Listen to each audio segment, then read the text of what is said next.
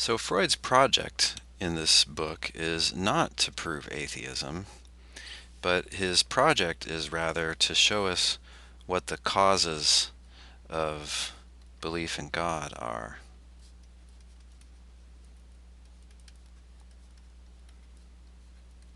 And his point is that these are all natural causes. Specifically, they are our own beliefs and desires, our own fears, mainly our fears and desires. Um, but William Rowe makes a good point about this. He says, quote, "But this would show that the belief in God is false only if we had some conclusive reason for thinking that if God exists, then the cause of someone's coming to believe in his existence would have to be supernatural." So, again, there's not going to be a proof of atheism here, even if Freud is right about the causes of belief in God.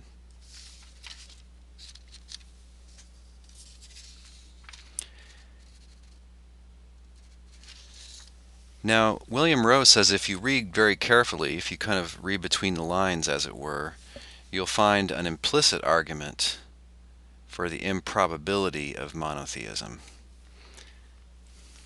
And it goes like this. So this is not something that that Freud says outright, but it's something that you can sort of read within Freud's discussion.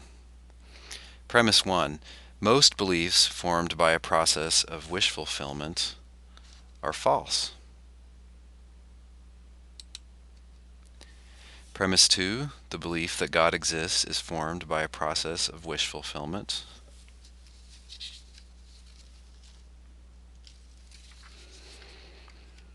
Conclusion.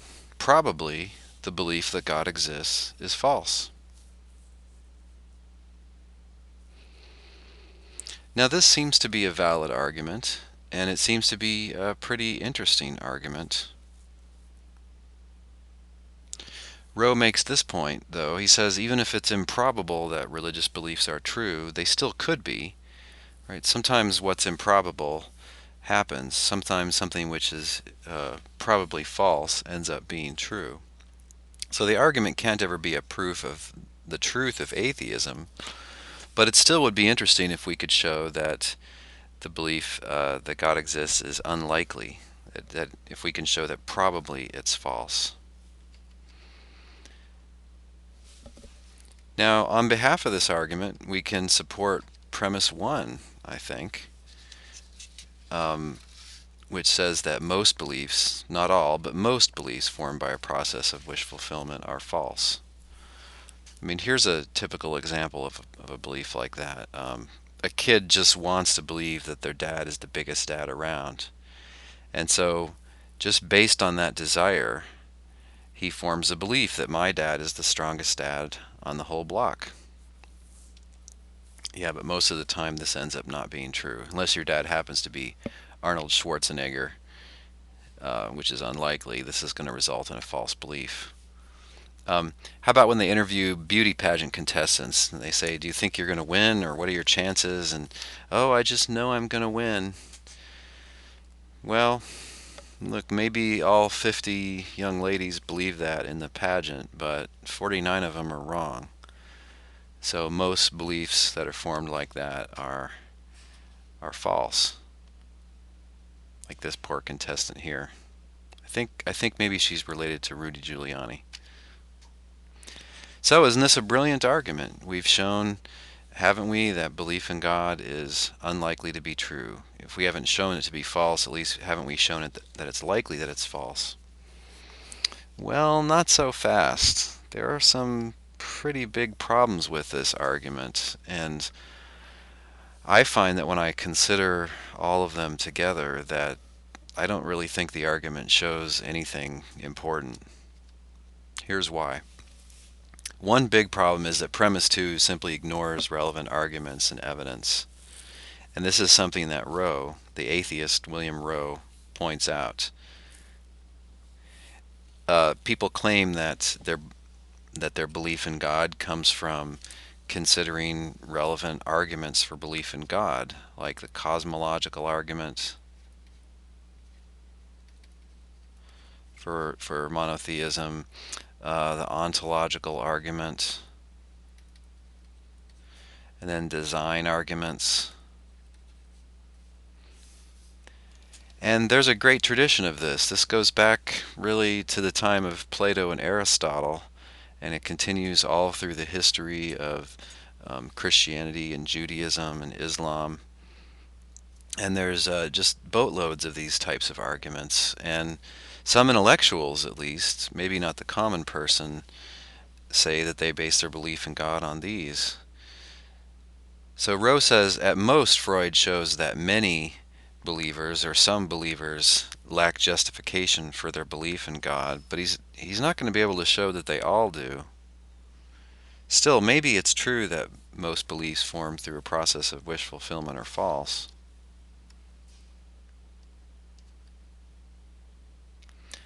There's another worry, though. You might say to yourself, not so fast. What's good for the goose is good for the gander. If you can give a psychological critique of belief in God, can't you also give a psychological critique for belief that there's no God?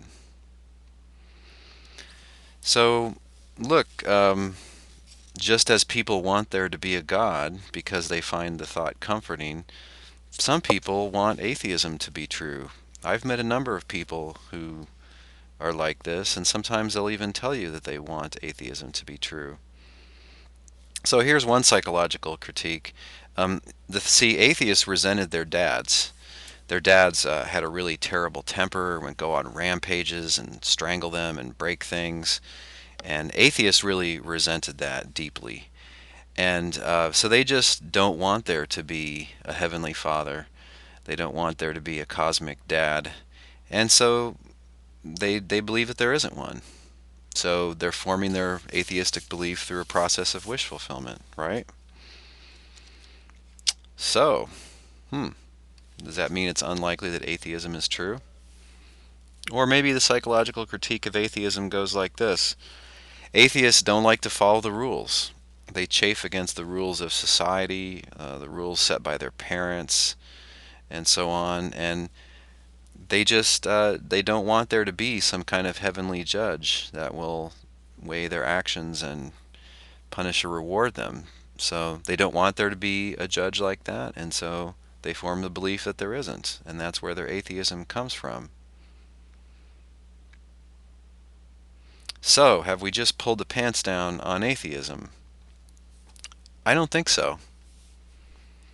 I mean, look, these explanations are cheap. They're easy to come up with. They're hard to refute. But they're also hard to find positive evidence for. And it seems to me that if we're wondering about what's true and what's false, these kind of explanations aren't very relevant. And shouldn't we consider evidence that people have offered for and against monotheism? And shouldn't we consider evidence people have offered for and against atheism?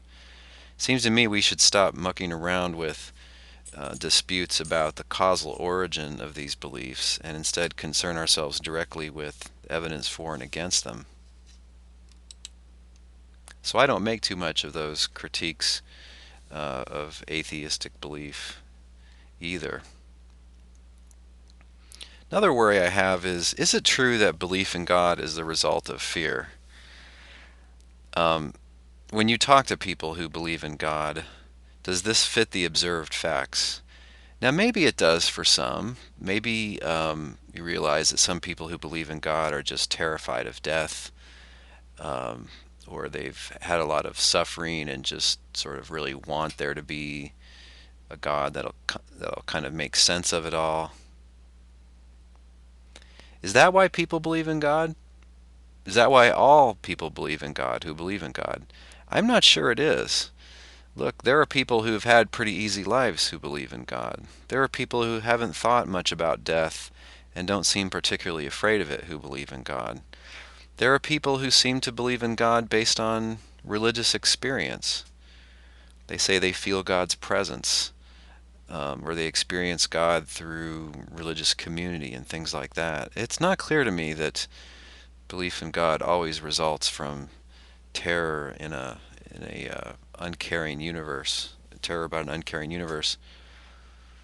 But look, even if Freud was right, even if Freud is correct that belief in God always results from fear and people just wanting there to be a heavenly Father, this might just be the natural mechanism by which God ensures that most people believe in God. So it might be that this is just the plan.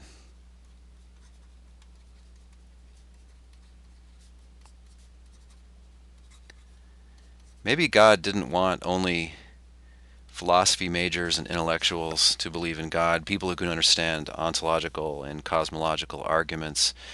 Maybe he wanted all people to believe in God. So he made the world a scary place, and he made us so that we would be easily scared by it.